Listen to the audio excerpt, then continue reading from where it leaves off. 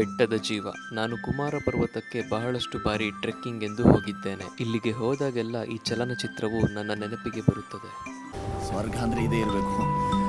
ಈ ಕುಮಾರ ಪರ್ವತದ ಎತ್ತರ ಒಂದು 5,000 ಅಡಿ ಇಲ್ವೇ? ಜ್ಞಾನಪೀಠ ಪುರಸ್ಕೃತ ಡಾಕ್ಟರ್ ಕೆ ಶಿವರಾಮ್ ಕಾರಂತರ ಕಾದಂಬರಿಯಿಂದ ಮೂಡಿಬಂದಂತಹ ಚಿತ್ರವೇ ಬೆಟ್ಟದ ಜೀವ.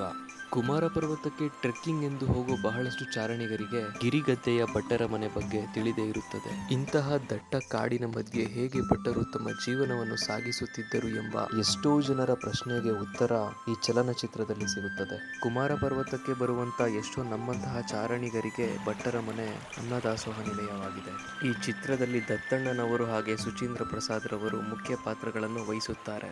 ಈ ಚಿತ್ರಕ್ಕೆ ರಾಷ್ಟ್ರ ಪ್ರಶಸ್ತಿಯೂ ಕೂಡ ದೊರೆತಿದೆ. ಈ ಚಿತ್ರವನ್ನು ನೋಡುತ್ತಾ ನಾವು ಮಲೆನಾಡಿನಲ್ಲಿ ಇದ್ದ ಹಾಗೆಯೇ ಒಂದು ಅನುಭವವಾಗುತ್ತದೆ. ಸಮಯ ಸಿಕ್ಕಾಗ ಒಮ್ಮೆ ಈ ಚಲನಚಿತ್ರವನ್ನು ನೋಡಿ ಎಂದು ಹೇಳುತ್ತಾ ಇದೇ ತರಹದ ಹೆಚ್ಚಿನ ಮಾಹಿತಿಯುಳ್ಳ ಟ್ರಾವೆಲ್ ಕಂಟೆಂಟ್ಗಳಿಗೆ ದಯವಿಟ್ಟು ನನ್ನ ಪೇಜ್ನ ಫಾಲೋ ಮಾಡಿಕೊಳ್ಳಿ. ಶಿವರಾಮು, ಪ್ರಕೃತಿಯ ಮುಂದೆ ನರಮನುಷ್ಯ ತೀರಾ ಸಣ್ಣವ ಎಂದು ಯಾರೇ ಹೇಳಿದರು, ಇವತ್ತು ಈ ಕುಮಾರ ಪರ್ವತದ ಶಿಖರದ ಮೇಲೆ ಒಂದು ತ್ವಾಟ ಮಾಡುವ ಆಶೆ ನನ್ನದು. ಭೇಷ್ ಭಟ್ರೆ,